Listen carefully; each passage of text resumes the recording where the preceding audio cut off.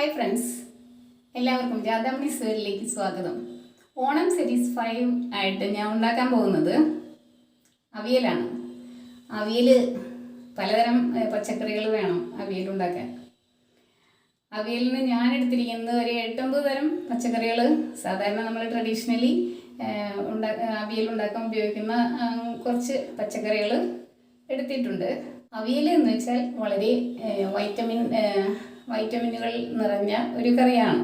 പലതരം വൈറ്റമിൻസ് അതിൽ ഉണ്ടായിരിക്കും. എന്താണെന്ന് വെച്ചാൽ പലതരം പച്ചക്കറികൾ നമ്മൾ ഉപയോഗിക്കുന്നുണ്ട്.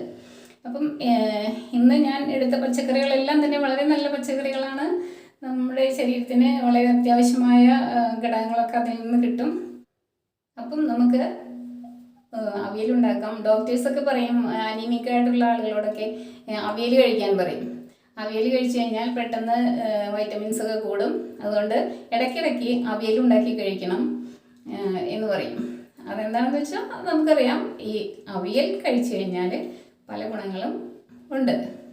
അപ്പോൾ ഇന്ന് ഓണം സീരീസ് 5 അവിയൽ. എൻ്റെ കിച്ചണിലേക്ക് പോകാം. എല്ലാവർക്കും സ്വാഗതം. പച്ചക്കറികളെല്ലാം കഴുകി വൃത്തിയാക്കി കട്ട് ചെയ്ത് വെച്ചിട്ടുണ്ട്. ഒരു ക്യാരറ്റ് എടുത്തിട്ടുണ്ട്. പിന്നെ ഒരു കുമ്പളങ്ങ എന്നുള്ളത് ഒരു ചെറിയ കഷ്ണം എടുത്തിരിക്കുന്നത്. പിന്നെ കൊത്തമര എടുത്തിട്ടുണ്ട്. കൊത്തമര ഈ അവിയലിലൊക്കെ ഓരോരുത്തരും ഇടുന്നത് കാണാം. പിന്നെ ഇതാ പയർ. ഇത് നാടൻ പയറാണ്, നല്ല വണ്ണത്തിലുള്ളത്. അതുകൊണ്ട് കുറച്ചധികം ഉണ്ടെന്ന് തോന്നും. പക്ഷേ ഒരു 50 ഗ്രാം തന്നെയേ ഉള്ളൂ അത്. പിന്നെ 4-5 പച്ചമുളക് എടുത്തിട്ടുണ്ട്. ഇത് കായ, ഒരു ചെറിയ നേന്ത്രക്കായ. പിന്നെ ഏറ്റവും ഇതിൽ പ്രധാനപ്പെട്ടൊരു സംഭവമാണ് ഈ മുരിങ്ങക്കായ. ഇത് 1.5 എണ്ണം ഉണ്ട്. ഇത് ചേന, ഒരു മീഡിയം ഉരുളക്കിഴങ്ങിൻ്റെ വലിപ്പമുള്ളൂ. അങ്ങനെ ഒരു പീസാണ് എടുത്തിരിക്കുന്നത്. അതിങ്ങനെ കട്ട് ചെയ്ത് എല്ലാം നീളത്തിൽ കട്ട് ചെയ്തിട്ടുണ്ട്. പിന്നെ ഇത് ബീൻസ്. അങ്ങനെ പച്ചമുളക് അടക്കം 9 ഐറ്റംസ് ഉണ്ട്. ചിലർ ഇതിൽ കുമ്പളങ്ങയ്ക്ക് പകരം കുമ്പളങ്ങ ഉപയോഗിക്കും. ചിലർ കണിവെള്ളരിയും ഉപയോഗിക്കും. വെള്ളരിക്ക ഉപയോഗിക്കാം. പക്ഷേ വെള്ളരിക്ക ചിലപ്പോൾ അത് കയ്പ്പായിരിക്കും. എനിക്ക് നല്ലത് കിട്ടിയില്ല. വെള്ളരിക്കില്ല, ഇന്ന് കുമ്പളങ്ങയുണ്ട്. വെള്ളരിക്ക അങ്ങനത്തെ ആയിരിക്കും ചിലപ്പം. കയ്പ്പുള്ളതാണെങ്കിൽ പിന്നെ ബുദ്ധിമുട്ടല്ലേ, അതുകൊണ്ട് അതെടുത്തില്ല. ഇത്രയും ഐറ്റംസാണ് ഞാൻ ഇന്ന് അവിയൽ ഉണ്ടാക്കാൻ ഉപയോഗിക്കുന്നത്. പച്ചമുളക് ഞാൻ കട്ട് ചെയ്തിട്ടുണ്ടായിരുന്നില്ല. ഇപ്പോൾ പച്ചമുളകും കട്ട് ചെയ്ത് വെച്ചിട്ടുണ്ട്. ഇതാ ഒരു ഓട്ടുരുളി അടുപ്പത്ത് വെച്ചിട്ടുണ്ട്. അത് ചൂടായിക്കൊണ്ടിരിക്കുകയാണ്. ഇനി അതിലേക്ക് 1 ടേബിൾ സ്പൂൺ വെളിച്ചെണ്ണ ഒഴിക്കാം. ഇതാ 1 ടേബിൾ സ്പൂൺ വെളിച്ചെണ്ണ ഒഴിച്ചിട്ടുണ്ട്. ഇനി അതിലേക്ക് ഈ പച്ചക്കറികളൊക്കെ ഇട്ട് കൊടുക്കാം. എല്ലാ പച്ചക്കറികളും ഇട്ട് കൊടുത്തു. മിക്സ് ചെയ്യാം.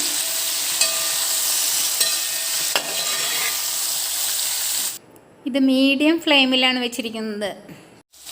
ഇനി ഞാൻ 1 ടീസ്പൂൺ കല്ലുപ്പാണ് ഇട്ട് കൊടുക്കുന്നത്. 1.5 ടീസ്പൂൺ ഇട്ട് കൊടുക്കുന്നുണ്ട്. നമ്മൾ ആക്ച്വലി കല്ലുപ്പാണ് പണ്ടൊക്കെ യൂസ് ചെയ്തിട്ടുണ്ട്. കല്ലുപ്പ് മാത്രമല്ല 1/2 ടീസ്പൂൺ മഞ്ഞൾപ്പൊടി ഇട്ട് കൊടുത്തിട്ടുണ്ട്. ഇനി നന്നായി മിക്സ് ചെയ്യാം. കാണുമ്പോൾ കുറേ അധികം പരന്ന് മാത്രം കാരണം കുറേ അധികം ഉണ്ടെന്ന് തോന്നുന്നേ. ഇനി ഞാൻ ഇത് മുരിങ്ങക്കായും ചേനയൊക്കെ ഉള്ളതുകൊണ്ട് ഇതിൽ 1 കപ്പ് വെള്ളമാണ് ഒഴിച്ചു കൊടുക്കുന്നത്. സൈഡിൽ കൂടെ അങ്ങനെ ഒഴിച്ചു കൊടുക്കാം.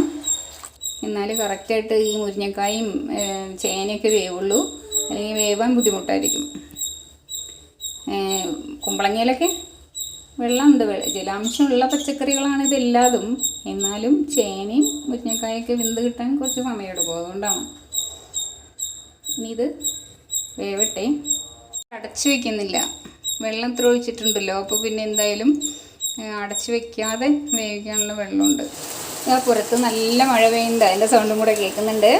10 മിനിറ്റ് കൊണ്ട് ഒരു പകുതി വേവായിട്ടുണ്ട്. 2 തണ്ട് കറിവേപ്പില ഞാൻ ഇട്ട് കൊടുക്കുന്നുണ്ട്. എന്നിട്ട് ഒന്നും കൂടെ ഇളക്കി കൊടുക്കാം. പകുതി വെള്ളവും വറ്റി ചേന ചൊറിയാതിരിക്കാൻ വേണ്ടിയാണ് ഞാനിങ്ങനെ ഇത്രയും വെള്ളം ഒഴിച്ചിട്ട്. പക്ഷെ ഇങ്ങനെ ആകുമ്പോൾ പിന്നെ ഉടഞ്ഞൊന്നും പോവില്ല കഷ്ണങ്ങൾ. ഇത് ഇങ്ങനെ ഉരുളിയിലാക്കുമ്പോൾ ആ പഴയ രീതിയിലുള്ള ഒരു അനുഭവം കൂടിയാണ് ഉദ്ദേശിക്കുന്നത്. അപ്പം ഇങ്ങനെ ഒന്നും കൂടെ വേവട്ടെ. ഇത് മൊത്തത്തിൽ ഏകദേശം 1 കിലോ കഷ്ണം ഉണ്ടാവും എല്ലാം കൂടിയിട്ട്. 15 മിനിറ്റായി, ഒരുവിധം വേവായി തുടങ്ങി. ഇനിയും കുറച്ച് നേരം കൂടെ വേണം. എല്ലാം അങ്ങനെ ഒതുക്കി കൂട്ടി ഒന്നിച്ച് വെച്ചേക്കാണ്. ഇതാ ഒരു മുറി തേങ്ങ ചെരുവി എടുത്തിട്ടുണ്ട്. ഒരുവിധം വലിപ്പമുള്ള തേങ്ങയുടെ ഒരു പകുതിയാണ് എടുത്തിരിക്കുന്നത്.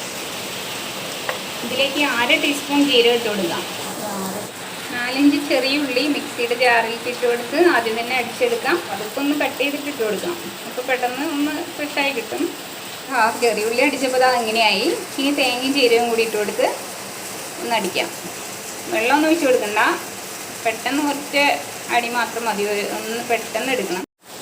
ഒന്ന് കറക്കിയിട്ടേ ഉള്ളൂ. ഇനി ഒന്നതൊന്ന് തിരുമാം. ഇതിപ്പോൾ നന്നായി വെന്തിട്ടുണ്ട്. എല്ലാ കഷ്ണങ്ങളും നന്നായി വെന്തു വെള്ളമൊക്കെ വറ്റി. ഇനിയാണ് നമുക്ക് തൈര് ഒഴിക്കേണ്ടത്.